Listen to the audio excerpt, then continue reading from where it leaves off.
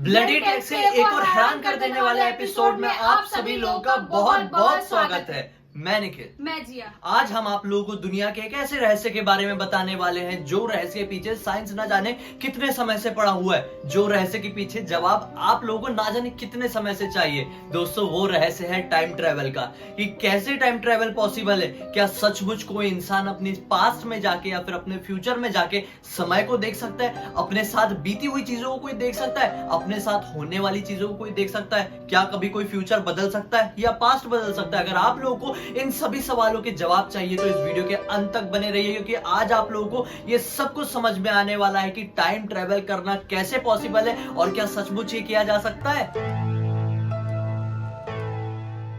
दोस्तों, time travel से जुड़ी हुई घटनाएं इस दुनिया में अक्सर होती रहती हैं। कई लोग ऐसे सामने आए हैं जो दावा करते हैं कि हम समय यात्री हैं और वो बोलते हैं कि हम फ्यूचर से आए हैं। क्या सच में फ्यूचर में ऐसी टेक्नोलॉजी बन जाएगी जिसकी वजह से समय यात्रा करना पॉसिबल होगा? दोस्तों, हम लोग अक्सर कई फिल्म्स में ये देखते हैं कि एक ऐसी मशीन होती है जिसमें हम कोई बटन दबाते हैं और वो बटन दबाने के बाद हम फ्यूचर में या पास्ट में पहुंच सकते हैं, और वो भी ऐसे टाइम में जो टाइम हमने सोचे हैं, वो जो सन हमने सोचे हैं। तो क्या ये सचमुच पॉसिबल है? दोस्तों, मैं आप लोगों को बता दूं, ऐसा बिल्कुल भी पॉसिबल नहीं है। कोई ऐसी मशीन नहीं है जिसमें अगर आप कोई बटन दबाते हैं तो आप फ्यूचर में पहुंच जाएंगे या फिर पास्ट में पहुंच जाएंगे, वो भी आपके डिसाइड किए हुए सन में। दोस्तों, ये पॉसिबल है, लेकिन एक अलग प्रोसीजर से, एक अलग तरह की मशीन से।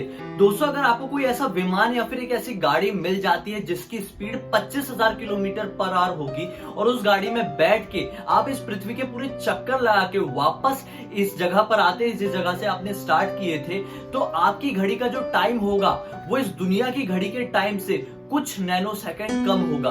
मतलब एक तरीके से आपने समय यात्रा कर ली है। देखिए, एक्चुअली नैनो सेकंड्स का समय तो बहुत कम हुआ। मतलब आप लोग बोलेंगे नैनो सेकंड से क्या फर्क पड़ता है, लेकिन दोस्तों, जैसे जैसे जिस विमान की मैं बात कर रहा था उस विमान की स्पीड अगर बढ़ाई जाएगी, वैसे वैसे आपकी घड़ी का टाइम इस दुनिया की घड़ी के टाइम से कम होने लगेगा। मतलब आप वैसे वैसे ज्यादा समय यात्रा करने लगेंगे। देखिए दोस्तों, ऐसा सुनने में बहुत ज्यादा टफ लग रहा है, लेकिन मैं आप लोगों को आइंस्टाइन की स्पेशल रिलेटिविटी थ्योरी के बारे में बताऊं तो शायद आप लोगों को ये फंडा समझ में आ सकता है। देखिए दोस्तों, इस थ्योरी के हिसाब से ना इस दुनिया में जितने भी मूविंग ऑब्जेक्ट हैं, वो मूविंग ऑब्जेक्ट का ना एक स्पेशल पाथ है। उस स्पेशल पाथ को कहा जाता है ट्रेजेक्ट्री। वो उसी ट्रेजेक्ट्री में मूव करते हैं। अब अगर ये ऑब्जेक्ट ए है, ये ऑब्जेक्ट बी है, ये दोनों की ट्रेजेक्ट्री, मतलब ये दोनों का पाथ बिल्कुल सेम है, और ये अपने पाथ में जो ऑब्जेक्ट ए है ये काफी ज्यादा फास्ट चल रहा है as compared to object B, तो ये वाला जो ऑब्जेक्ट होगा ना, इसके लिए समय काफी ज्यादा धीरे बीतेगा एक डिस्टेंस से दूसरे डिस्टेंस को ट्रेवल करने के लिए as compared to this object. मतलब मान लीजिए इस ऑब्जेक्ट को डिस्टेंस 1 से डिस्टेंस 2 में जाना है, तो ये जितने समय में भी जाएगा वो समय इसके कंपैरिजन में काफी कम होगा। ये आप लोगों को समझ में आ गई। यही सिखाया है हमारी आइंस्टाइन की रिलेटिविटी थ्योरी ने। लेकिन अगर हम आइंस्टाइन की रिलेटिविटी थ्योरी को अच्छे से समझेंगे ना, तो इसके हिसाब से सिर्फ स्पीड ही नहीं बढ़ती है, बल्कि एक डिस्टेंस भी कम हो जाता है। दूर से खड़े हुए आदमी को ये डिस्टेंस तो उतना ही ज्यादा दिखाई देगा, लेकिन वो ऑब्जेक्ट जो स्पीड से आगे बढ़ रहा है ना, उसको अपना डेस्टिनेशन काफी ज्यादा नजदीक दिखाई देगा और वो काफी ज्यादा तेजी से उस डेस्टिनेशन को कवर कर लेगा।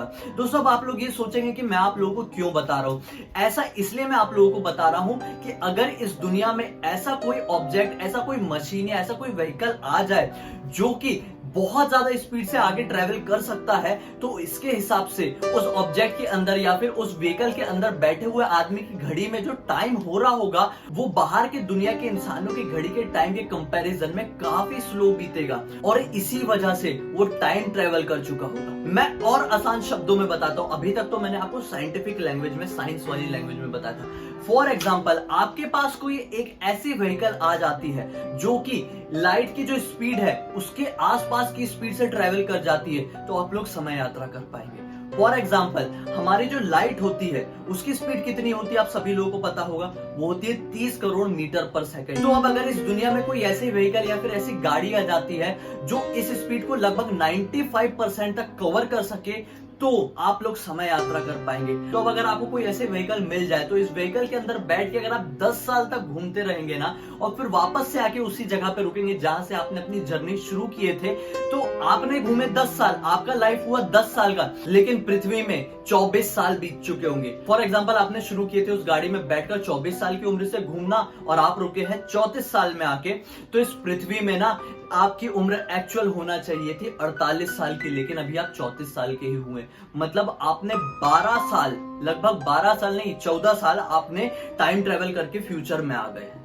तो इस तरह से टाइम ट्रेवल करना पॉसिबल है। लेकिन क्या सचमुच पास्ट में जाना भी पॉसिबल है? देखिए दोस्तों, अभी तक ऐसी टेक्नोलॉजी नहीं आई है जिससे ये पॉसिबल हो सके कि हम पास्ट में जा सके, ऐसी कोई व्हीकल बनी नहीं है। तो पास्ट में जाना नेक्स्ट टू इम्पॉसिबल है। पास्ट में जाने के पीछे की थ्योरी बहुत ही ज्यादा टफ है। अगर मैं समझाने बैठूंगा तो ये वीडियो इतना बड़ा बन जाएगा जो आपको बहुत ज्यादा बोर कर देगा। तो मैं आसान शब्दों में यही कहूंगा कि ऐसी टेक्नोलॉजी होना पॉसिबल नहीं है जिस टेक्नोलॉजी से हम पास्ट में जा सके, लेकिन फ्यूचर में जाना सचमुच पॉसिबल है दोस्तों। कुछ समझ में नहीं आया, दिमाग के पूरे फ्यूज उड़ गए मेरा ये वीडियो देख के। टेंशन लेने की कोई जरूरत नहीं है, मैं और आसान शब्दों में बताता हूँ। दोस्तों, आप सभी लोगों को पता होगा कि इस पृथ्वी के ऊपर चक्कर लगा रही है एक सैटेलाइट। जी हाँ, आप लोगों को तो पता ही होगा, उसी सैटेलाइट की वजह से तो इस दुनिया में इतना सब कुछ पॉसिबल हो पा रहा है। तो उस सैटेलाइट में अगर आप लोग चले जाते हैं और उस सैटेलाइट के साथ साथ घूमते हुए आप पूरे 3 महीने बिताते हैं और आप वापस पृथ्वी में लौट के आते हैं ना, तो उस समय जो आपकी घड़ी में जो समय हो रहा होगा वो नॉर्मल लोगों की घड़ी के कंपैरिजन में 0.025 नैनो सेकंड कम होगा। मतलब कि एक तरीके से आप फ्यूचर में, हल्के से फ्यूचर में आ गए। अब ये सुनने में कितना ज्यादा अजीब लगा ना कि सिर्फ इतने नैनो सेकंड से क्या फर्क पड़ता है। लेकिन दोस्तों, वही स्पीड को अगर आपने बहुत तेज कर दिया, अभी तो आप थोड़ी कम स्पीड से घूम रहे थे, थोड़ी कम नहीं मतलब एक स्पीड से घूम रहे थे, और वो स्पीड की वजह से ही आप थोड़ा सा टाइम ट्रेवल कर पाए, थोड़ी सी फ्यूचर में जा पाए। मतलब कितने फ्यूचर में जा पाए?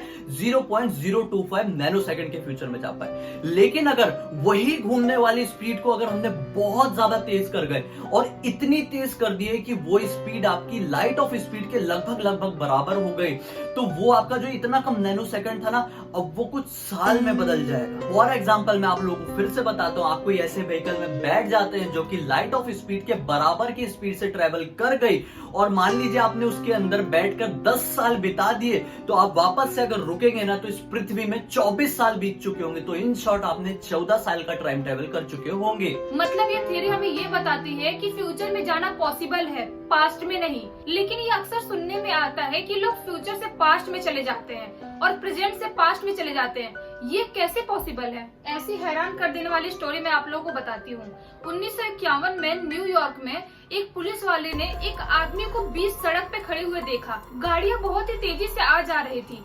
पुलिस वाला उसे कुछ बोल के हटाता, उससे पहले ही एक गाड़ी ने आकर उसे टक्कर मार दिया और उसकी ऑन द स्पॉट मौत हो गई। जब उसकी बॉडी की जांच पड़ताल की गई तो उसके जेब से एक बिजनेस कार्ड मिला जिसमें उसका नाम लिखा हुआ था। उसका नाम था डॉक्टर रोडोल्फ फेंच, और उसके जेब से एक चिट्ठी भी मिली, और वो लेटर किसी ने उसी डॉक्टर के नाम पर सन 1876 में लिखा था। हैरानी वाली बात ये थी कि 1876 में लिखा हुआ लेटर उसी आदमी के जेब में 1951 में क्या कर रहा था। अब आप लोगों को ये लग रहा होगा इसमें हैरानी वाली क्या बात है, वो आदमी बुढ़ा रहा होगा। लेकिन मैं आप लोगों को बता दूं कि उस आदमी की एज वो टाइम पे सिर्फ 29 साल की थी। पुलिस वाले हैरान तब हो गए जब उन्हें पता चला कि 1876 में एक आदमी की लापता होने की रिपोर्ट लिखाई गई थी न्यूयॉर्क पुलिस स्टेशन में, जिस आदमी का नाम था डॉक्टर रोडोल्फ फेंच। आप लोग सोच रहे होंगे इसमें बड़ी बात क्या है, एक नाम 2 आदमी का भी हो सकता है, 3 आदमी का भी हो सकता है। मैं आप लोगों को बता दूं हैरानी वाली बात ये थी कि जिस आदमी की रिपोर्ट 1876 में लिखाई गई थी, उसकी शक्ल और जो डेड बॉडी थी उसकी शक्ल हूबहू सेम थी। सिर्फ शक्ल ही नहीं, उस आदमी के शहर, उम्र और नाम सब कुछ सेम था। कैसे पॉसिबल होगा? कैसे पॉसिबल था कि वही आदमी 1876 में और वही आदमी 1951 में सेम एज का था? तो क्या वो आदमी समय यात्रा करके फ्यूचर में आ गया था? 1876 से समय यात्रा करके वो सीधे 1951 में पहुंच गया था। स्ट्रेंज ना? लेकिन हाँ, ये सचमुच की रियल स्टोरी है। न्यूयॉर्क में ये सचमुच हुआ था। ये कहानी तो थी प्रेजेंट से फ्यूचर में जाने की। मतलब ये पॉसिबल हो पाया कि आप सन 2020 में हैं और किसी टेक्नोलॉजी या फिर किसी ग्लिच की वजह से आप टाइम ट्रेवल करके 2000 फॉर एग्जांपल 50 में पहुंच जाते हैं। ये उस तरह की कहानी थी। लेकिन इस दुनिया में ऐसे बहुत सारे केसेस हुए हैं कि आप प्रेजेंट से पास्ट में चले गए, आप फ्यूचर से पास्ट में आ गए। अगर आप लोगों को इसी तरह की और भी हैरान कर देने वाली कहानी जानना है ना, सिर्फ कहानियां, लॉजिक नहीं आज के जैसे, सिर्फ कहानी अगर आप लोगों को जानना है जिससे ये पता चल सके, जिससे ये प्रूफ हो सके कि सचमुच टाइम ट्रेवल किसी ने कर चुका है या सचमुच फ्यूचर में टाइम ट्रेवल करना पॉसिबल है, तो कमेंट सेक्शन में बताइए। मैं इसी तरह की एक और हैरान कर देने वाली रियल स्टोरी बताने वाला हूं, एक समय यात्री की जिसको देखकर पूरा एक देश चौंक गया था, जो घटना ने पूरे देश को हिला दी थी, पूरी दुनिया में। आज भी वो केस के बारे में सभी लोगों को लगभग पता है। वो केस मैं आप लोगों के साथ डिस्कस करूंगा, फिर आप लोगों के साथ इसी तरह से उसके ऊपर भी राय मांगूंगा। तो दोस्तों मुझे अब यकीन है कि आप लोगों के दिमाग में समय यात्रा वाला फंडा हो गया होगा क्लियर।